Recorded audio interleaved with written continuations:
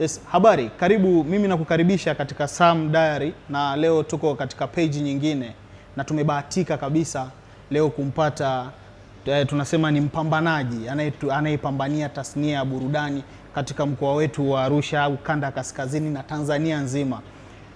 Wasanii wengi au watu maarufu wengi huwezi ukamtajia jina lake wakaacha kumfahamu, maana ana sapoti kubwa katika talenti yao, lakini katika maisha yao kwa ujumla. Leo niko na brother Hamisi. Hili ni jina lako kabisa hili. Jina langu hilo la kupewa kabisa. Karibu brother kwenye Sam Diary. Asante sana Sam. Hapa tunazungumza maisha ya kawaida. Tulikotoka, tulipo na wapi tunaelekea, kwa lengo la watu kufahamu na kujifunza zaidi kupitia maisha yako kwa ujumla. Noma sana, mimi nikupongeze sana. Hii ni kitu kizuri sana kwa sababu kwa namna moja au nyingine ina inspire vijana. Inawezekana hatujafanikiwa sana kweli, lakini kuna hatua ambazo tumezipitia na tuna vitu ambavyo tunaweza kuzungumza waka compare na maisha yao, basi ikawasaidia kwenye kuvuta hatua mbele. Mimi ninachoamini Watanzania karibia wengi tumezaliwa kwenye mazingira fulani kama yanafanana. Kwa hiyo ukiona mwenzako ametoboa, basi ni vizuri ukapata ABC zake ilikuwaje. Hivi mimi nimetoboa? Umetoboa. Kwangu mimi umetoboa bana. Kweli. Umetoboa, si kawaida. Si sawa na Hamisi yule. Hapa kuna tofauti ya DJ Azuu na Hamisi. Sasa tunataka kumlinki kutoka kwenye Hamisi mpaka kuja kwenye DJ Azuu. Amekujaje huyu DJ Azuu? Na Hamisi ametokea wapi? Noma sana. Kwa hiyo brother, watu wanatamani kujua ile chimbuko bwana. Usikute brother wewe bwana wakishua bwana, wewe hujatoka huko kwetu huko. Kwani wewe umezaliwa wapi? Mimi bwana nimezaliwa sehemu moja, kijiji kimoja kiko ndani Mwanga Kilimanjaro huko. Kinaitwa Kigonigoni. Kumbe ni wa kaskazini. Mimi wa kaskazini. Home kabisa kaskazini. Mimi ni mtu wa Kilimanjaro, yani asili yangu nimetoka Kilimanjaro. Kwa hiyo nyumbani ni sehemu moja inaitwa Kigonigoni kama nilivyosema, ambapo nilizaliwa pale miaka mingi iliyopita. Mingi yani, sio mingi sana lakini ni mingi. Yes, kwa sababu nishafika mpaka stage 3 hiyo tayari. Wanaita uko floor ya 3 huko. Yes. So nilizaliwa kule na nimekulia kule, nimesomea kule. Then baadaye ndo nikatoka nikaenda kusoma IT Kenya.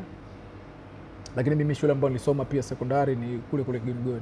Kwa hiyo nimezaliwa, nimekulia mule kijijini, maisha yale ya kijijini, yale maisha flat. Nikwambia maisha flat, yani yale maisha yani hakuna kitu yani. Mimi nimefanya kazi ngumu sana ambazo inawezekana watu wengi sana waje experience. Haina maana kwamba mimi ndo mtu ambaye nimefanya kazi ngumu kuliko. Unajua kuna watu wamefanya kazi ngumu, lakini kwenye ukuaji wangu mimi sio kilimo, sio ufugaji, nimefuga sana, yani kwenda machungani sana.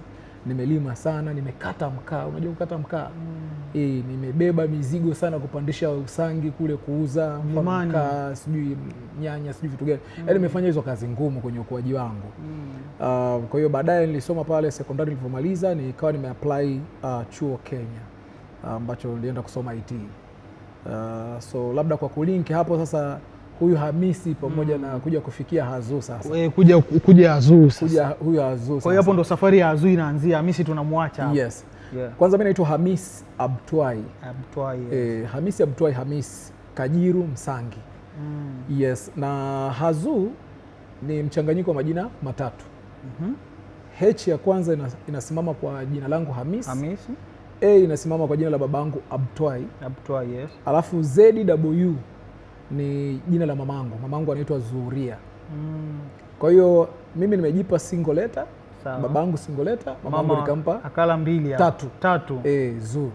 Kwa hiyo Azuu imetokana na Hamis Abtwai Zuria.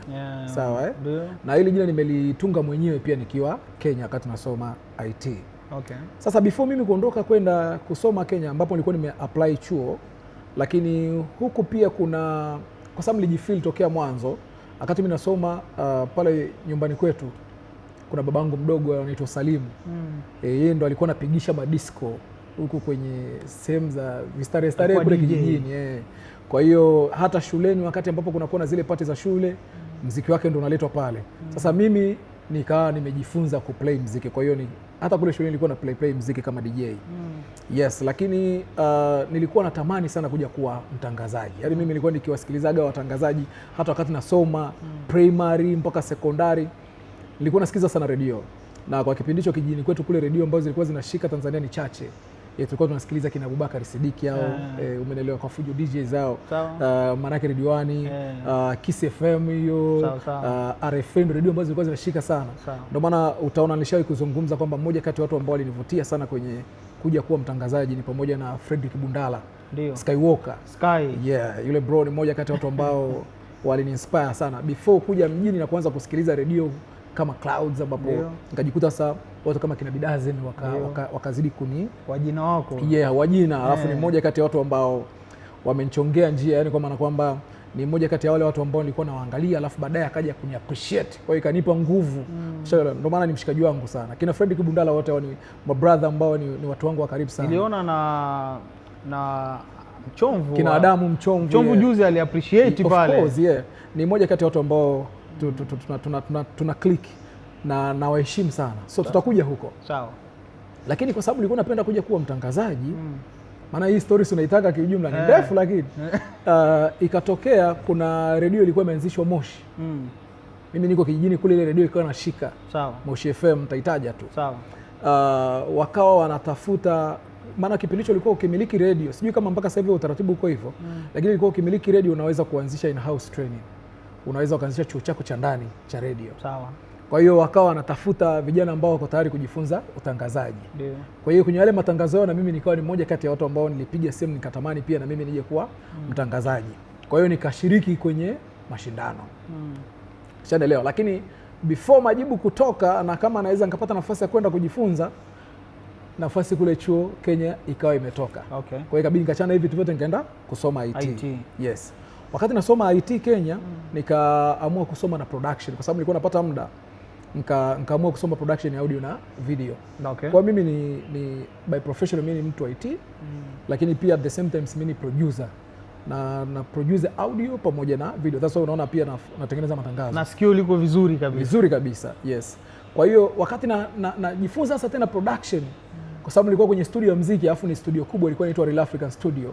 Na pembeni yake hapo kuna Mwagambo Production, ambapo Real African Studios ni ya music, alafu Mwagambo Production ni ya video. Hao kina Nyota Ndogo, kina nani, watu kibao mimi nilijuana nao kule kipindi hicho kwa sababu nilikuwa Mombasani. Mwaka gani ilikuwa? Hiyo ni 2007. 2007 na 8 na 9. 2010 ndio nilitoka kule baada ya kumaliza chuo. Okay.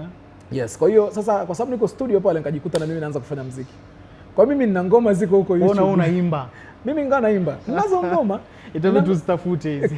Inabidi utafute, zipo, lakini ngoma za kitambo nakumbuka moja kati ya wimbo wangu ambao ndo nilikuwa nimerekodi, yani mara kwanza mimi nimeingia studio kurekodi. Kesho yake kwa sababu pale ile studio watangazaji walikuwa wanakuja sana pale. Kuna jamaa mmoja alikuwa anaitwa Arnold Munga. Nakumbuka sana brother. Alikuwa anafanya radio moja inaitwa Pwani FM. Ni tawi la KBC kwa pale Mombasa pale. Huyo jamaa alikuja pale, alafu hiyo ngoma tumerekodi leo. Akaja akaisikia, alikuta kwenye desktop pale. Akaichukua alafu akaenda. Kesho yake mimi mama wangu ananipigia simu, anasikiza wimbo wangu. Ambao nilikuja kumsikilizisha. Wimbo haujafanywa mix wala nini, ukao umetoka. Ulikuwa unaitwa Sura Mbaya, na wezi amini ule wimbo ulifanya vizuri sana mpaka ukawa namba 1 kwenye chati za radio pale Pwani. Yes, kwa hiyo pale ndo sasa ikabidi nikaona kufanya muziki nako pia inabidi nifanye. Kwa hiyo nikarekodi ngoma kadhaa. Mimi nina collab na Tundamani. Haikuwahi kutoka, lakini tulifanyia mpaka video ilikuwa inaitwa Msamaha. Ndio. Alafu na collab na Stiko wa TMK. Ndio. Na kwenye video mpaka kina Temba, kina Chego wamekata wanapiga mapanga. Umeelewa? Na ushikaji wangu na kina Mkubwa Fela, yule Mkubwa Fela ni mmoja kati ya wazee wangu na waheshimu sana.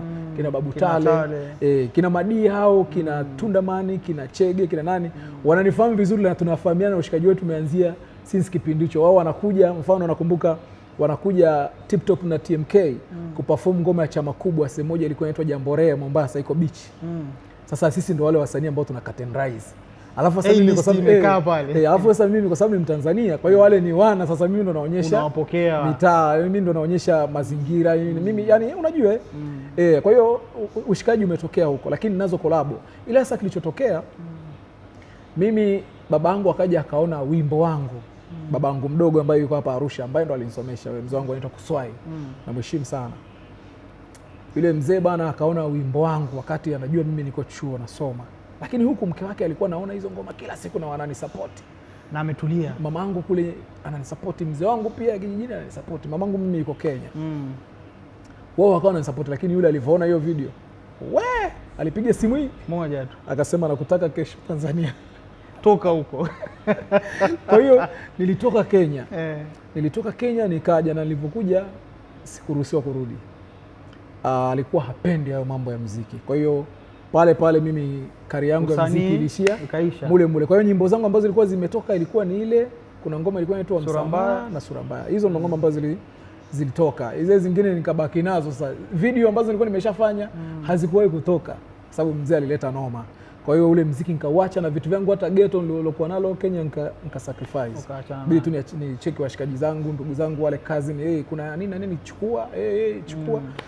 Sasa lakini nilivyokuwa nimekuja huku, ndio uone bwana, kile kitu ambacho Mungu amekupangia lazima atasababisha tu ufikie hiyo level ama hiyo hatua kama ukionyesha jitihada. Mimi nilipokuwa nimerudi Tanzania sasa, nikawa nimekuja Arusha. Nakumbuka kuna mshikaji ambaye kwenye kipindi kile ile redio na recruit watu ile Moshi FM, na alikuwa ni mmoja kati ya watangazaji. Anaitwa Warren Shawal. Warren, wakati mimi niko Kenya kule nafanya muziki, kipindi hicho tunawasiliana kwa Facebook watu. Kwa hiyo akajikuta nyimbo kipindi kile tuna upload kwenye website kama Hulk Shares, vijana hawezi kuzielewa hizo. Kwa hiyo akawa amepata ngoma yangu, akawa anazicheza zile ngoma zangu kwenye radio. Akapata nafasi, akatoka kule Moshi FM akaja AAA FM hapa. Kwa hiyo akawa bado anacheza ngoma zangu.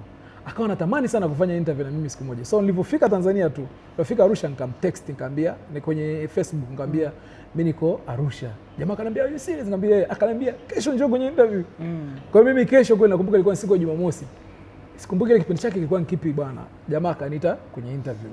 Ukumbuke huko mzee analeta msala kuhusiana na muziki. Kwa hiyo nikamsanua mama akaniambia nenda. Nikaenda kufanya interview. Nilipofanya interview na Warren bwana, mwisho wa kipindi jamaa akaniambia, bro, bado mimi naona kile kipaji chako cha utangazaji. Yaani bro, unavoflow yani kama mtangazaji. I'm like, okay. Akaniambia ngombe kitu. Somea utangazaji. Naambia bro, mimi nishapoteza muda huko Kenya sasa hivi, ukiniambia tena anaambia mimi nakwambia bro, nenda soma utangazaji afu mimi nakununulia naenda kukuchukulia fomu mwenyewe. Wewe mimi nilimshikaje naenda kunichukulia fomu yeye pale East Africa. EATI pale East Africa Training Institute. So yule mshikaji Warren alininunulia fomu. Sijui zilikuwa nauza 5,000 sijui 10,000. Hiyo ni 2011. Jamaa kaniletea ile fomu bwana asubuhi. Nyumbani kabisa nimwelekeza, kaleta pale Shamsi. Nikaona mshikaji yuko serious sana, alinipa moyo. Unajua, akaniambia mimi mwanangu sasa hivi tunaishi maisha mazuri, si kwa yaani unajua inabidi tumpe heshima zake. Heshima sana. Shara sana pia kwake Warren kama anaiona hii. Ametuletea kitu kikubwa sana kwenye industry. Kwa hiyo sasa hapo ukumbuke hasa mzazi au babangu mdogo huyo anatamani labda anifungulie sasa ofisi nianze kutengeneza makompyuta au nini. Na yeye alikuwa na biashara ya makompyuta, sijui maradio nini na nini. Ana saundi kubwa pale nyumbani. Sisi tulikuwa tunakodisha saundi, promotion makubwa ya Tanzania nzima. Saundi yake ilikuwa inazunguka.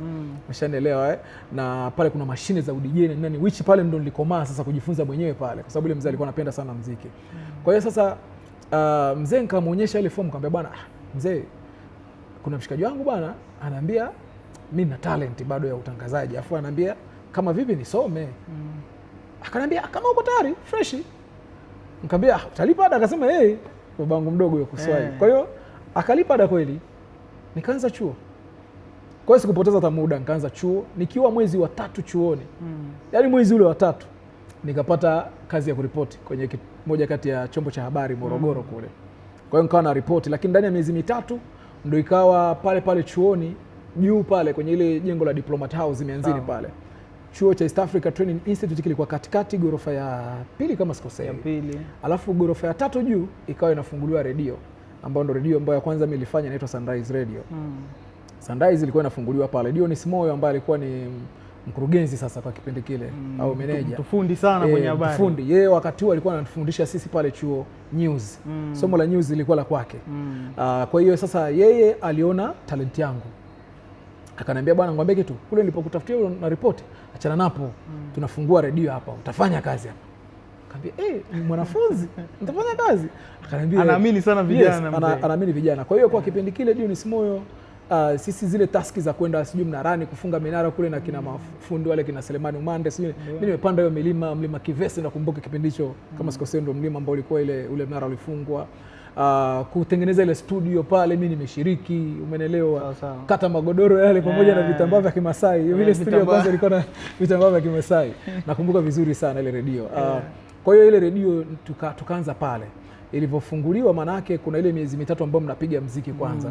Ya majaribio. Ya majaribio. Mimi nimepiga mziki sana pale zaidi ya miezi mitatu. Usiku na kesha pale. Naanza usiku na kesha. Ndio safari ya udj ukianzia hapo. Ukumbuke sasa kule tayari nilishakuwa na hizo idea za udj.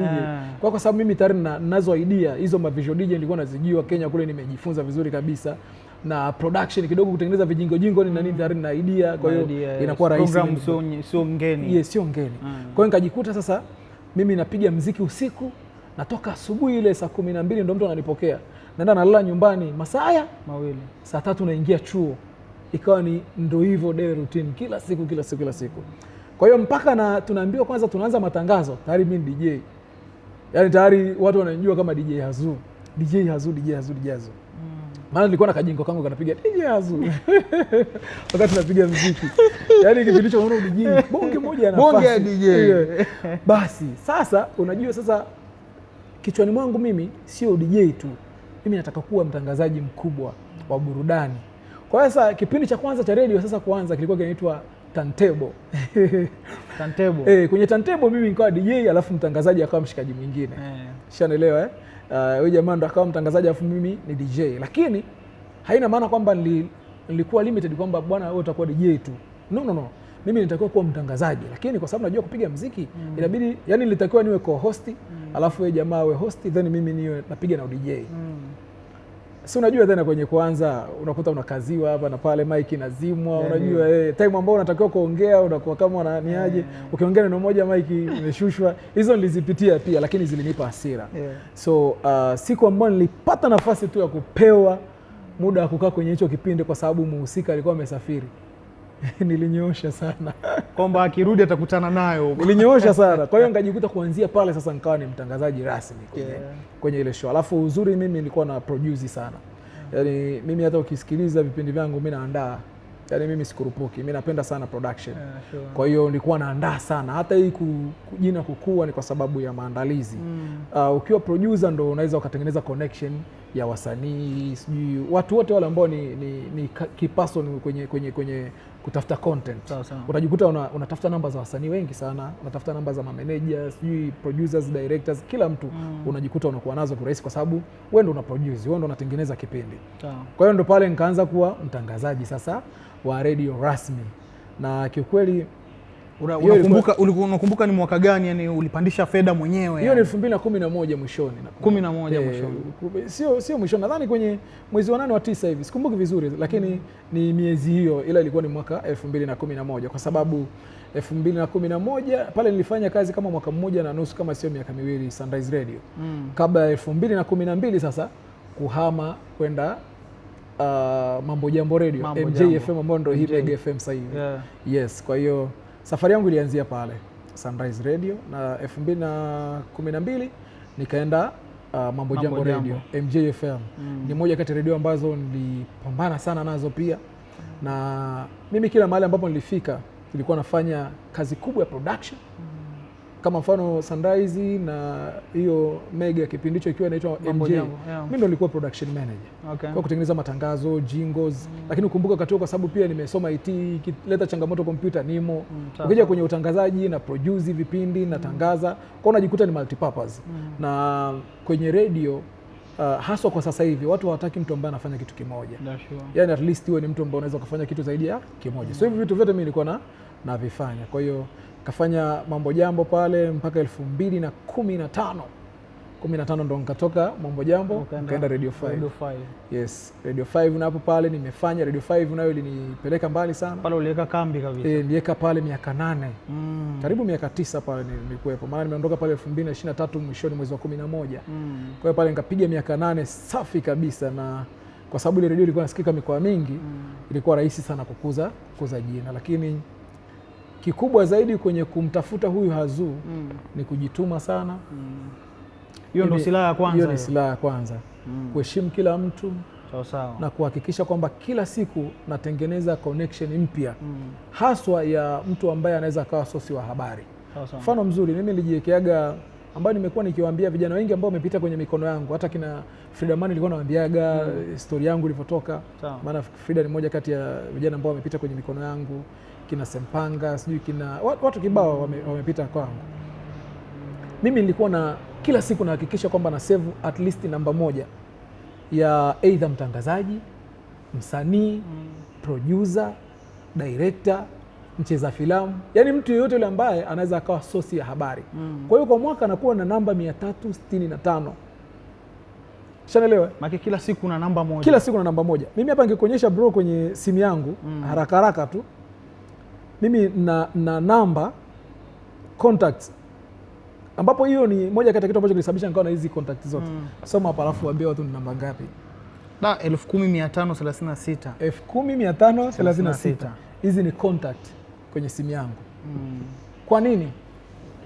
Siwezi kukosa exclusive.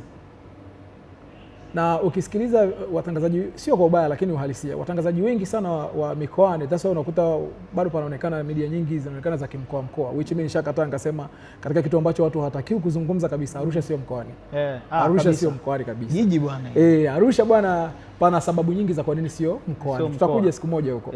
Lakini kitu ambacho kinatokea sana kwa watangazaji wengi wa mikoani, story ni zile za daa, wamefanya interview watu fulani, wamechukua ndio hiyo story na inarushwa kwenye redio. Sasa ukishakuwa hauna exclusivity, hakuna mtu anaweza kukupa sikio. Kwa sababu nakuona kama una copy sehemu. Sasa kuliko ni kusikiliza ukimcopy dozen, bora nimsikilize dozen kwa sababu bado ana exist. Si ndio bwana? Yes, so mimi nimekuwa nikitengeneza story zangu. Yaani mimi kwenye hata story nikikumbuka, hata nakumbuka kipindi ambacho mfano one of the story ambazo ziliendaga sana viral. Ile story moja kati ya story ambayo ilinisababisha YouTube ilitengeneza hela nyingi sana. Wakati Dogo Janja amefunga ndoa na Irene Uwoya. Ndio. Radio nyingi zilifanya exclusivity. Lakini ile exclusive ambayo ilienda, ile exclusive ilikuwa ni ya kwangu. Ambao mimi sikumtafuta Dogo Janja sasa. Mimi nilimtafuta mamake Dogo Janja. Familia ilienda sana, ilikaa trending namba 1 Tanzania kwa wiki kadhaa. Umeshaelewa? Kwa hiyo zile exclusivity ndo ambazo zinaweza zikakufanya wewe ukakua ama kuonekana mtu fulani wa tofauti. Lakini ukiwa unafanya vitu vile vile ambavyo watu wanafanya, maana yake huwezi kwenda mahali. Sasa hapo tumeshamuona kutoka Hamisi kaja mpaka DJ Azuu. Tumempata DJ Azuu. Hakuna mtu hapa Arusha kwenye kiwanda cha entertainment ambaye hafahamu hilo jina. Na wakati mwingine umekuwa ukirushiwa hata maneno makali kwenye comments na nini, na wasanii na watu maarufu, lakini na watu ambao hawakufahamu hata. Maana yake unaweza kaambiwa tu Azuu bwana, Azuu ana upendeleo bwana. Azuu yuko hivi. Kutoka sasa kuishi yale maisha sasa ya, maana yake sasa ni superstar sasa. Yaani umeshakuwa superstar, maana yake wewe uko level moja na wasanii na watu maarufu. Hiyo maisha hayo yako vipi tofauti? Maana sasa Azuu sasa hivi tukimwongelea tunamwongelea superstar. Lakini tukija kumwongelea Hamisi naye anakuwa na maisha yake tofauti.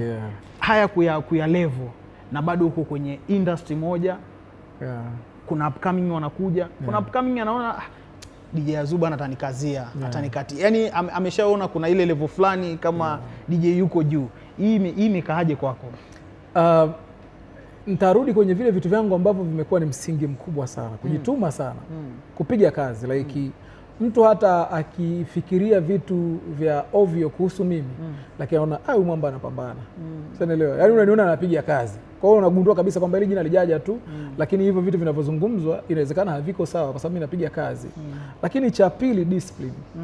Once unaheshimu kila mtu, hata akija mtu kukuchafua, heshima yako kwa watu ambao umeitengeneza kwa watu wengine, unakuta inakusafisha. Mtu anaambiwa bwana hivi, lakini mbona Azuu, mbona mtu poa. Kwa hiyo yule ananijua vizuri anajikuta yani mwenyewe tu anajikuta anajisawazisha. Sasa hapo kama ulivyosema, wengine utasikia wanasema bro labda ana upendeleo, ana kaza sijui. Mimi moja kati ya misingi yangu ambayo nilijiwekea siku zote, hasa kwenye kupush size talents ambazo sasa ndo zimenifanya labda kuwa hapa, au ni kazi yangu ambayo naipenda ambayo imenifikisha hapa. Mimi nilijiwekea msingi kwamba siwezi kusapoti kazi mbovu. Never. Yani mpaka hata leo mimi kama mfano msanii akiletea wimbo afu sio wimbo mkali siwezi kupiga. Unamwambia hii ngoma ni mbaya. Unaweza ukapigwa na watu wengine lakini mimi sitapiga. Na nawaambia kabisa kwamba bwana nikwambie kitu. Hapa kuna hiki na hiki na hiki hakijakaa sawa. Kama ni production nitakushauri nenda production hii nini. Mimi kuna wasanii mpaka walishakuja na ngoma zao alafu mwisho wa siku nikamwandikia mimi ngoma na mkamsimamia akafanya production, mimi ndo nikamlipia. Wako kibao tu. Sema mimi ni yule mtu sitakagi nyuma pazia. Alafu pia nawaambiaga kabisa wewe hata usiongee, wewe achana nayo. Kama mimi niweza kusupport kwenye kitu fulani fresh tu tuseme tu nimekusupport. Kwa hiyo unakuta sasa mtu alikuwa anaambiwa kuhusu au anapewa mabaya ya Azuu, afu anakuja kukutana na mimi na ananijua. Wengi wanakuja kuniambia si bro, unajua niliambiwa wewe bwana uko hivi na hivi. Bro naomba msamaha hivi. Lakini pia wengine mfano sasa kuna wengine ambao unakuta wanakuzungumzia vibaya ila wanaongea kwenye media huko, ila huku nyuma mnazungumza fresh. Mimi nitakupa mfano. Kuna msanii tu mkubwa Arusha alishaonekanaga amechafua wasanii wengine, amechafua watangazaji. Ikafikiaga siku moja akanichafua na mimi. So I'm like inakuwaje, mbona mwana tunaongea fresh nini na nini? Yule mimi nikampandia nikamwambia inakuwaje mwanangu, mbona kama unanichafua jina langu, mimi sijawahi kuwa na mambo ya hivi mwanangu, haya sio mambo yangu. Akaniambia sasa Azuu, unafikiri nisipokuzungumzia wewe Arusha hii nitamzungumzia nani ili nipate nafasi ya watu wanisikilize? Ili watu wanipe attention inabidi nikuzungumzie. Kwa hiyo ni washikaji mwanangu, huku nyuma inaonekana kama tuna changamoto kubwa, lakini mbele tunaonekana tuna changamoto, lakini huku nyuma sisi ni washikaji, tunazungumza, tunakutana, tuna have fun nini na nini. Kwa hivyo vitu vinatokea, lakini kiukweli kuishi kwenye standard ya maisha ambayo mimi kiuhalisia labda watu wanavyoona atakiwa niwe na maisha fulani hivi yani kuvimba nini. Yaani sijui unanielewa. Wawili hapo wanatusimamia sasa hivi. But sijafundishwa hivyo. Mimi nimetoka familia chini kiasi kwamba chochote unachokiona mimi ambacho nakipata kila siku au ambacho ninacho ni jitihada zangu. Mimi sina urithi. Shanaelewa. Mimi ni mtu ambaye siwezi nikasema kwamba ni muumini sana wa dini yangu ile yani ile like huyu jamaa bwana ni mswali hii na sisi, lakini mimi najua dini. Mimi nina imani. Alafu najua kwamba kuna kesho. Kwa hiyo hautaniona na brag, hautaniona nataka mtu fulani aone kwamba labda mimi ni muhimu sana kwenye hii dunia. No, that's why unakuta hata kuna vijana kibao wamepita tu kwenye mikono yangu, lakini hutasikia nikijitapa kwamba fulani amepitia hapa, fulani amepitia hapa nini. No. Naamini kwamba maisha yangu pia yakienda kwenye ustaa sana, kuna vitu yatanlimit. Kwa sababu tayari hao maisha ya kistaa nayajua. Najua namna ambavyo wasanii wanapitia changamoto hizi, frustration nyingi ambazo watu wanapitia mpaka wanapata depression, watu wanaingia kwenye drugs. Ni kwa sababu lifestyle fulani ambayo amejiweka. Wakati labda game yake iko juu, inawezekana pia sio kwamba amejiweka, ilibidi aendane na hiyo standard, lakini pia kuna vitu ambavyo alivikat ambavyo wewe vitu sasa vinakuja kumcost baadaye. Kwa hiyo na mimi pia sitaki kuwa star hivyo ama kujiweka kuishi ile maisha ya kistar sana, kwa sababu najua kuna kesho. Inaweza katokea hapa mambo yakawa tofauti. Alafu sasa natakiwa niishi ile lifestyle ambayo nimewatengenezea watu vichwani, itanisumbua. Mimi kwanza nikupongeze kwa sisi upcoming, unavyotuchukulia ni tofauti na sisi tunavyokuona. Mimi nakumbuka mara ya kwanza, sidhani kama utakuona kumbukumbu tulipokutana. Lakini tulikutana Radio 5. Nilikuwa napiga picha mamisi fulani, Misi Arusha. Niko na MC Chizenga kama sikosei. Ukanifuata, yani umesalimia wengine wote ukanifuata, mimi niko mbali. Dogo vipi? Fresh. Pambana kaza. Tukabadilishana namba. Lakini nikaja kushangaa siku hiyo tunakutana, unaniambia bwana nafuatilia Jioni ya Zamani. Kipindi chako kikali sana. Natafuta siku nije. Nakwambiaga natafuta siku nije. Haijawahi kutokea hiyo siku. Mimi naamini itatokea tu. Uje utie madini. Kwa hiyo umekuwa ni mtu ambaye uko supportive sana. Very true bro. Katika kitu ambacho mimi nimejiwekea kwenye maisha yangu, nikimwona mtu yote anapambana, yani natamani niweke nguvu yangu, hata kama sitaki hata mtu anilipe au anishukuru baadaye, lakini at least nikimwona mtu amefanikiwa alafu kwenye zile hatua zake naona kama kuna namna ambavyo nilimlift up, mimi kwangu ile ni faraja kubwa sana. Yani kubwa sana. Kwa sababu pia hata mimi nimesapotiwa. Sio kwenye career yangu sana, lakini mimi nina watu ambao siwezi kutoa credit za maisha yangu nisiwataje, unajua kuna watu wamenisapoti kwa namna moja au nyingine kunisomesha sijui na nini, unajua ndio. Lakini mimi naamini kwa familia ambayo nimetoka, nikimshika mkono wa mtoto wa mtu mkono, kuna namna ambavyo najifeel kama nasaidia familia yangu pia. Lakini kikubwa zaidi ya yote ni kwamba naamini kwamba kila hatua zinahitaji baraka. Ndio. Kwa hiyo hata mtu akinishukuru tu kimoyomoyo huko au hata Mungu akiona kwamba huyu amemsaidia fulani, Mungu anaendelea kunibless. Na naamini mkono wa kutoa ndo wa kupokea pia. Brother, hebu tu wewe unadili na wasanii. Ndio. Na umekuwa event planner, umekuwa ukiandaa shows, umekuwa ukisupport shows mbalimbali. Lakini pia hata kama wasanii wanakuja kutoka sehemu mbalimbali, wanakuja jijini hapa wana jambo lao, lazima wakutafute, uwasupport, uambie bwana tunakanyaga hapa, tunapita hapa, kukiwa na marathon lazima wakutafute. Bwana unafanya hizi, yani unakuwa na hizo mitikasi nyingi. Kuna ugumu gani kudili na wasanii au watu maarufu? Watu maarufu ni tricky, very tricky. Unajua changamoto kubwa zaidi ambayo ipo kwenye kudili na watu maarufu ni kwamba tayari wengi wao, sio wote, kwa sababu kuna wengine hawana hayo mambo, lakini wengi wao wanaamini kwamba wao ni watu tofauti na sisi. Yaani kwanza anajitoa pembeni ya wewe au ya ule ubinadamu wa kawaida, wengi wao, lakini sio wote. Kwa hiyo sasa unakuta the way ambavyo anakuchukulia anakuchukulia tofauti na yeye. Yaani mtu anaamini kwamba akishakuwa mtu maarufu basi yeye sio binadamu wa kawaida tena. Anahitaji, yaani hata unavyomuongelesha huo unajishusha. Yaani kuwa na adabu. Uwe na adabu. Umeshaelewa? Yaani wengi wao ndio maisha ambayo wanaishi. Kwa hiyo kudili nao ni trick sana. Kwa sababu tayari wao wamejifavor. Kumbe ni mtu wa kawaida.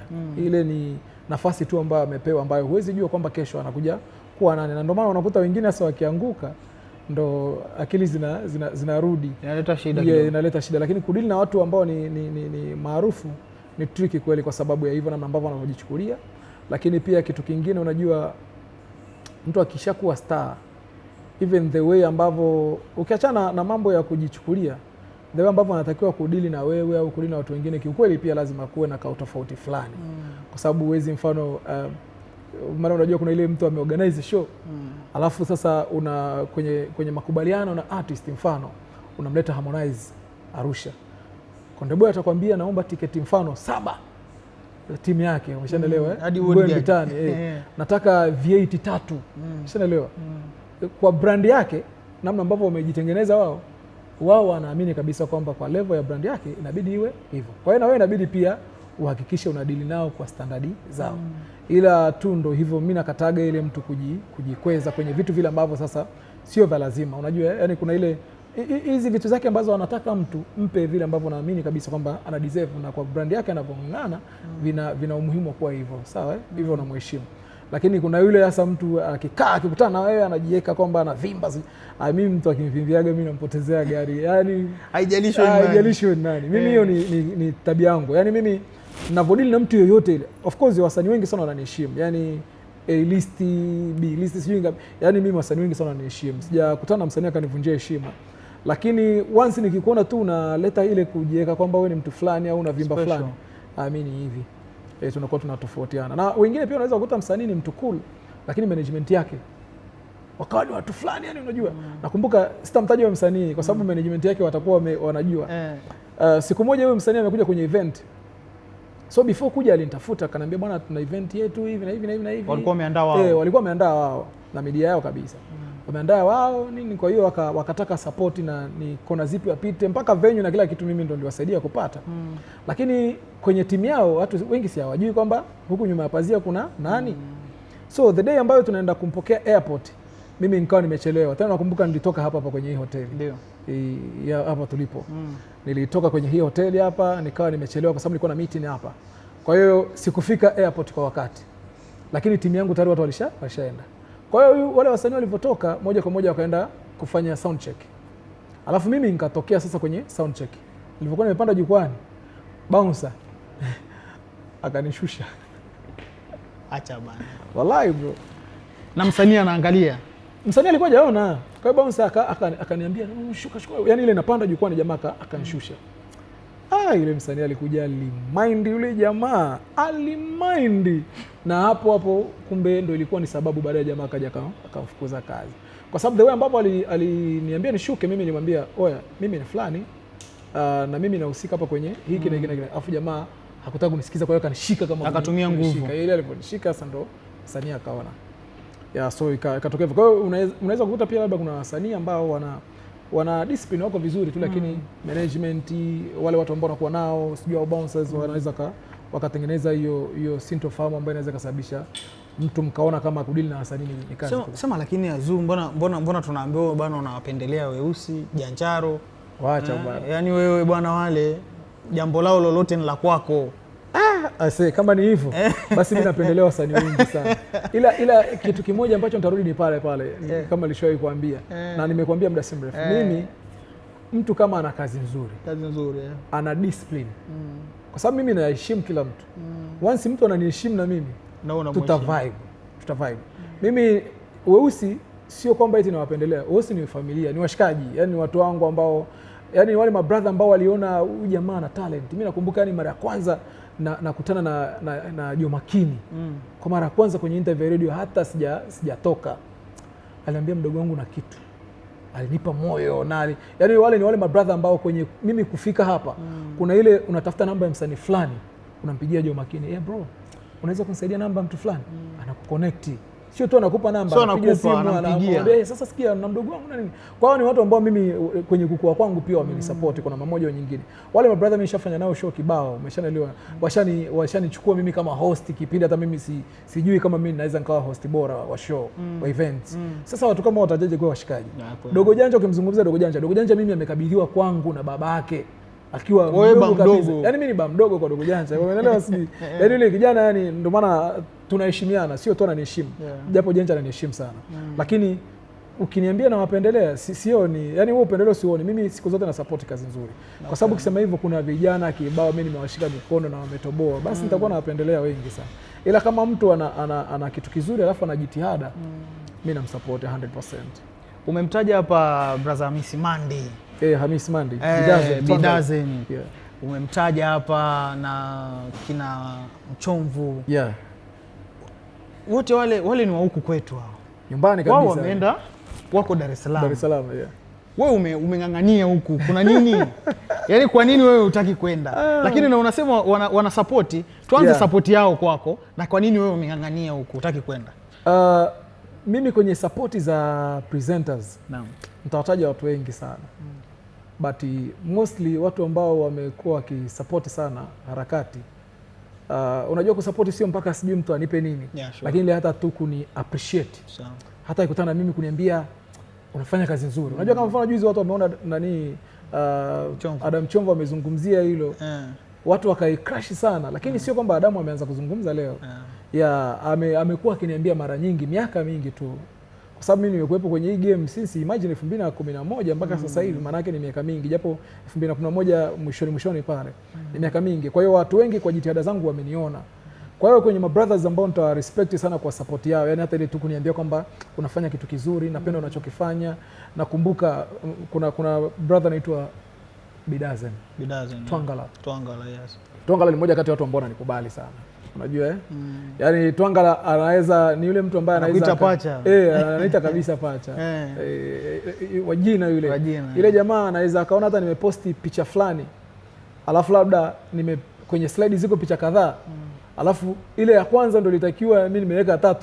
Anipigie, sikia wewe, badilisha hiyo picha ya 3 ndio ungefanya kwanza. Umeshanielewa? Lakini yule bro ambaye ananiheshimu kiasi kwamba akiwa na jambo lake Arusha hii atanipigia. Mimi Dazen mpaka nyumbani kwao mpaka familia sawa.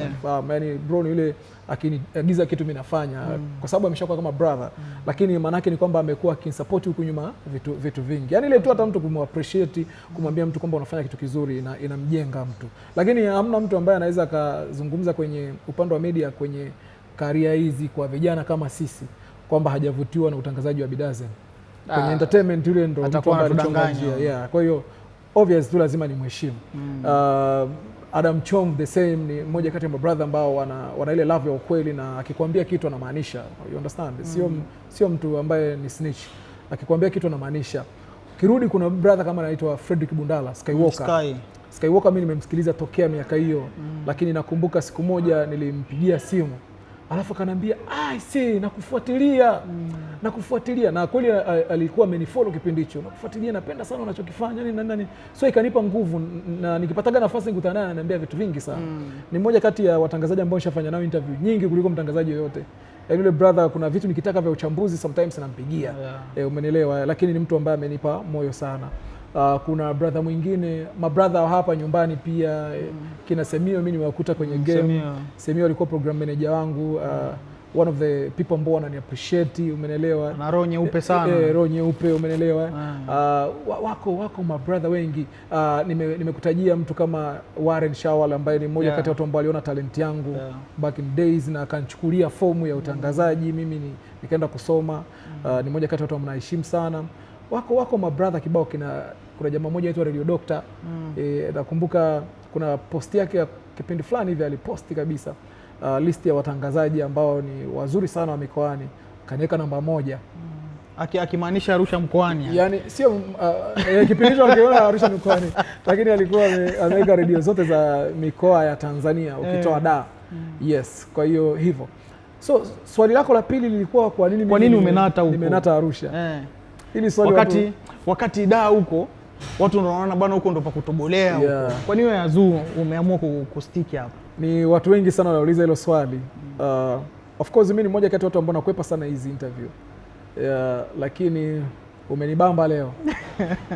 Mimi nishapata kazi kwenye hizi redio kubwa karibu zote. Yaani nishaitwa, kuna redio ambazo nishaitwa nikakaa hata wiki 2 tuna plani na vipindi na kila kitu. Kuna redio ambazo nishaitwa tukashindwana kwenye baadhi ya vitu. Kuna media mimi nishaniita nikakaa tukaisuka hiyo media wiki 2. Mimi redioni kuniaga kama na mgonjwa da. Then baadaye nikaona hatutawezana na tunashindwana kwenye vitu vichache sana, haswa kwenye maslahi. Kwa sababu labda unatoka huku sasa wanachukulia mkoani, mtangazaji wa mkoani, lakini ukumbuke wamekuona wao, sio wewe umeenda kuomba kazi. Kwa sababu mimi nikwambia tu uhalisia wa Mungu. Yaani nakuambia 100%. Hata kama kuna mtu ambaye anaona hii hapa aulize, mimi sijawahi kuomba kazi. Kwenye redio zote sijawahi kuombwa yani kwenda kuomba kazi. Na sijawahi kuitwa kwamba tukufanyie interview. Mimi naitwa kwa ajili tunapenda unachokifanya, tunataka tufanye kazi, mkataba huu hapa. Na usoma nikielewa tunasaini. Hatujaelewana story inaisha. Kwa hiyo mwisho wa siku sasa nikajikuta watu wanavyokuchukulia unatoka Arusha wanaona kwamba labda na wewe unatamani sana kuhamia Dar. Kwa hiyo wanataka wakulipe ile ambayo wewe unaona kabisa ile ambayo nikikaa Arusha naipata. Alafu mimi ni mtu ambaye nilijiwekea kwamba naweza nikafanikiwa nikiwa hapa Arusha. Arusha ni eneo fulani ambalo mimi naliita virgin. Arusha ni eneo fulani bikra. Ambalo na sio Arusha tu peke yake, mikoa mingi. Unaweza ukaamua kuwa yule unayetaka. Ukiamua kustiki na kufocus katika kile ambacho unakitegemea ama unakitaka. Kwa mimi nilijiwekea kwamba mimi nataka nitoboe nikiwa Arusha. Mimi nitakuwa mtangazaji ambaye nitamiliki gari yangu ya kwanza, nitamiliki gari yangu mimi nikiwa Arusha. Nitafikia tu, nitajenga, nitapata maisha mazuri, nitakuwa star nikiwa Arusha. Na naamini vitatimia vyote ambavyo na vyote bado still. Kuna ambavyo vimetimia lakini vingine bado naendelea kupambana. Kwa hiyo mimi cha kwanza ambacho kinafanya nisiende Dar, cha kwanza ni kwamba nilishajiestablish vizuri Arusha. Lakini nilishaamua kwamba hapa ndo ambapo nitafanikiwa. Na naamini kwamba inawezekana. Kwa sababu hapa hizi biashara ambazo zinafanyika Dar nyingi pia zinafanyika Arusha. Ni kweli kwamba media kubwa Tanzania ziko Dar, lakini huku bado pia una uwezo wa kufanya na ukajipambanua kiasi kwamba wanaotoka Dar wakitaka connection ya Arusha au wakitaka kitu cha Arusha wanakufuata wewe. Sasa imefikia hatua mimi nilijipambanua kiasi kwamba sasa redio za Dar hizo ambazo unaziona kama redio namba 1 miaka hiyo na miaka, unakuta wakitaka kufanya tamasha lao mtu anayepanga mpaka listi ya wasanii wa kuletwa Arusha ni mimi. Unaelewa? Maana wanajua wewe unaelewa Arusha wanataka nini. Naelewa Arusha wanataka, wanaelewa Arusha, mimi naelewa Arusha wanataka nini. Unakuta msanii anataka kuja kufanya jambo lake, show yake, atanitafuta Arusha kwa sababu anajua chocho gani, venue gani, anajua ni promotion strategy ipi inatakiwa kufanyika ili kufanya hilo jambo. Kwa hiyo imefikia hatua sasa nikawa nafanya kazi na kampuni tofauti tofauti, sasa taasisi mbalimbali. Kwa hiyo najikuta sitangazi tu kwenye redio ambayo nafanyia kazi, najikuta na kampuni zingine ambazo nafanya nazo kazi kwa sababu ya brand ya Hazoo. Unaelewa? Kwamba unakuta kuna kampuni ambazo nafanya, mimi mfano na sehemu kibao nafanya branding and marketing. Unaelewa? Nafanya production za matangazo ya makampuni tofauti tofauti. Nadhani mnanionaga kwenye matangazo ya makampuni kadhaa. Wewe kiraka bwana, wewe kila mahali upo. Yes. Kwa hiyo sasa kwa sababu nimeshajitengenezea hiyo nafasi hapa Arusha. Hata nikisema leo hii hapa nataka kuondoka kwenda da, kuna watu wananiambia unazingua. Na kiukweli mimi mwenyewe naona nazingua kwa sababu hata nikiangalia pia hata kipato ambacho naweza ngakipata Arusha nikikusanya hizi 200 300 zangu hapa, najikuta kwamba mbona kule hawezi kunilipa hii. Unaelewa? Lakini pia kuna mabrother kama mfano nakumbuka mwaka 2023 ndio before sijarudi Mega FM mwezi wa 11 ule, kulikuwa na redio kama 3 hivi ambazo zilikuwa zimeni approach. One of the radio ilikuwa ni redio kubwa tu, alafu mmoja kati ya mabrother ambao waliniambia no, usije da, ni Bidaze. Alafu namshukuru mpaka leo. Yes, kwa sababu hata hiyo redio ni moja kati ya redio ambazo zilipata changamoto nyingi baadaye. Yes, baadaye. Lakini kiukweli kuna watu wengi ambao nimekuwa nafanya nao mishe zangu hapa mjini. Brothers kama kina DX, kina John B. Kuna watu ambao tunamiliki makampuni tofauti na mimi na wao tunafanya mishe zetu hapa mjini. Kwa hiyo sioni umuhimu ama sioni ulazima. Umuhimu inawezekana kuwepo, lakini ulazima wa kwamba lazima niende Dar es Salaam bado sijauona. Naamini kwamba bado naweza nikafanya makubwa nikiwa Arusha. Sasa Hazoo kama mimi sasa ndo nakuja sasa kukuomba ushauri legend. Brother, nataka niende zangu bwana nikatafute media, unaona media nyingi ziko, matukio nini. Wewe utanishauri vipi? Cha kwanza nitakuuliza kama una uhakika na unapotaka kwenda. Yaani hicho ni kitu cha kwanza.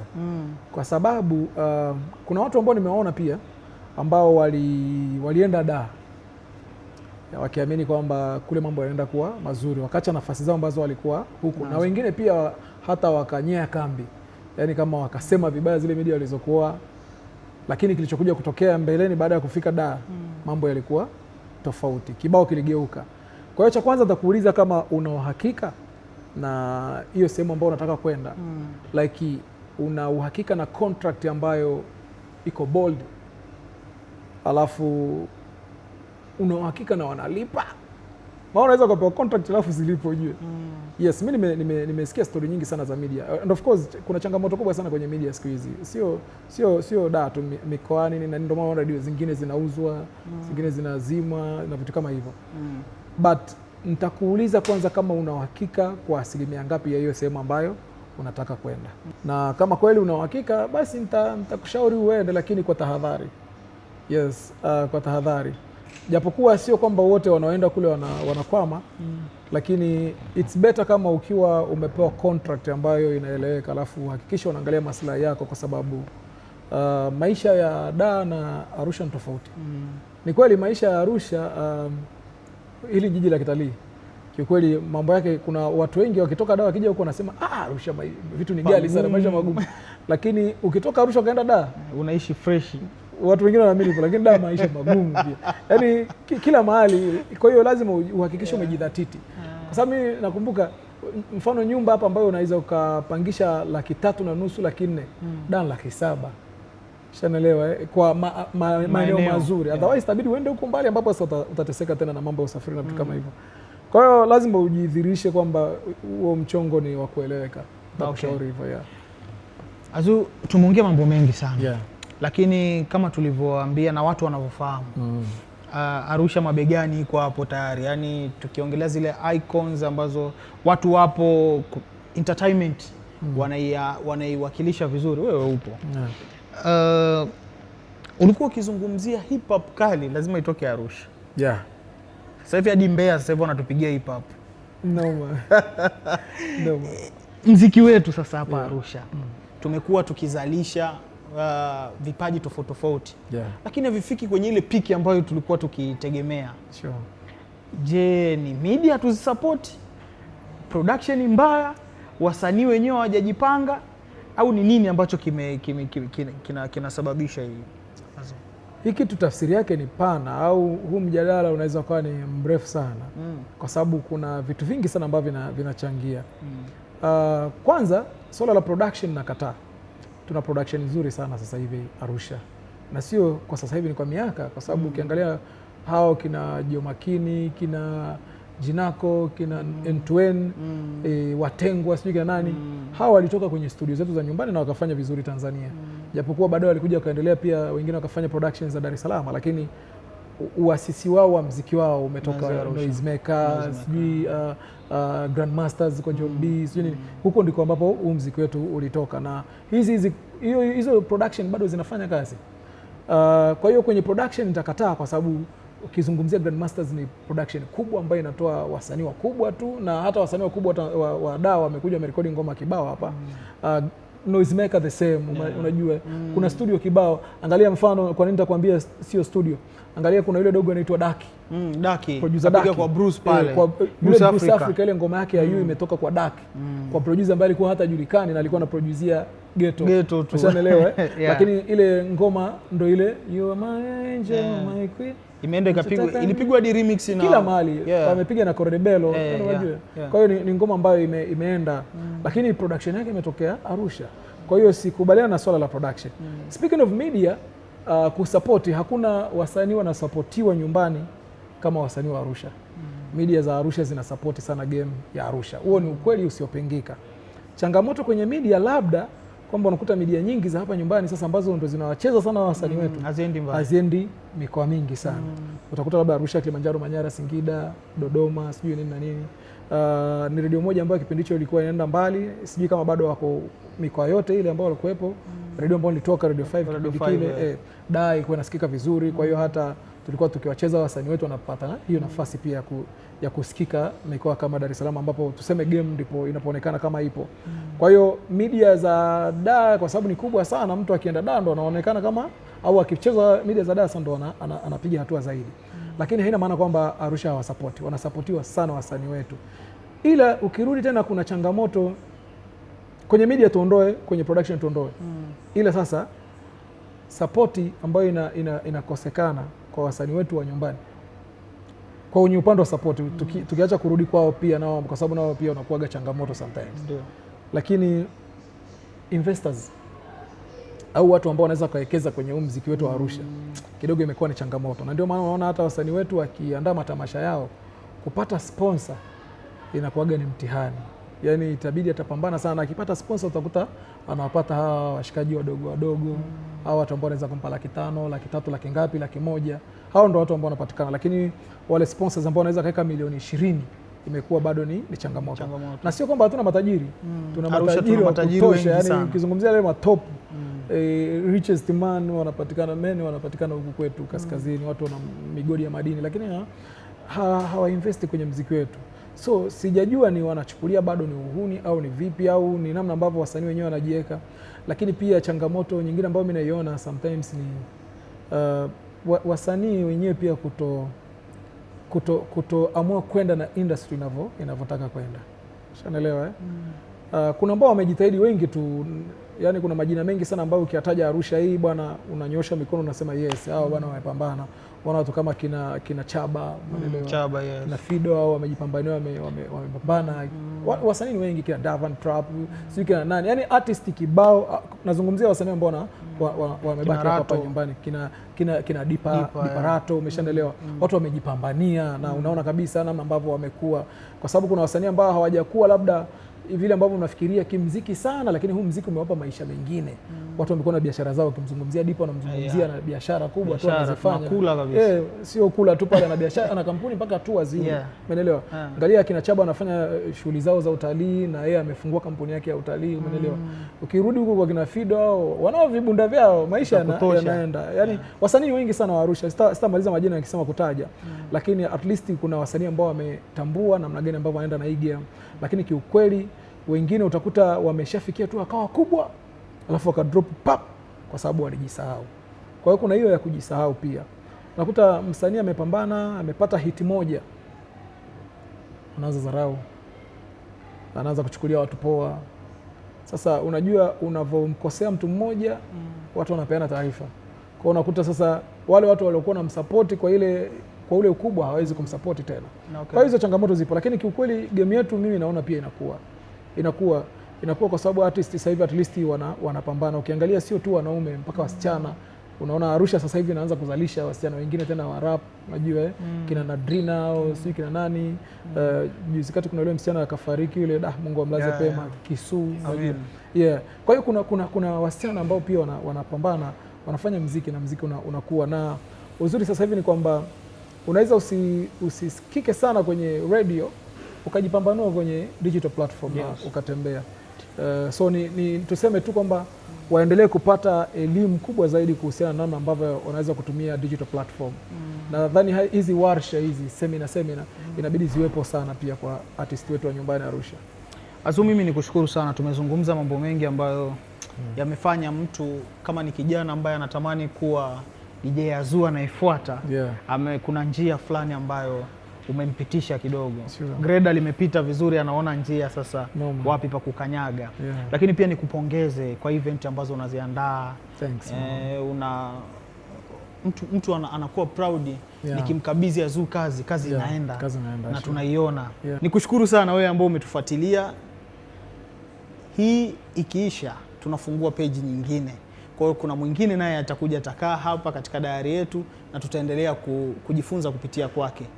Usisahau kucomment, kusubscribe, basi na kulike na kushare na watu wengine waweze kujifunza. Mimi naitwa Samuel Daudi, nilikuwa na DJ Azu.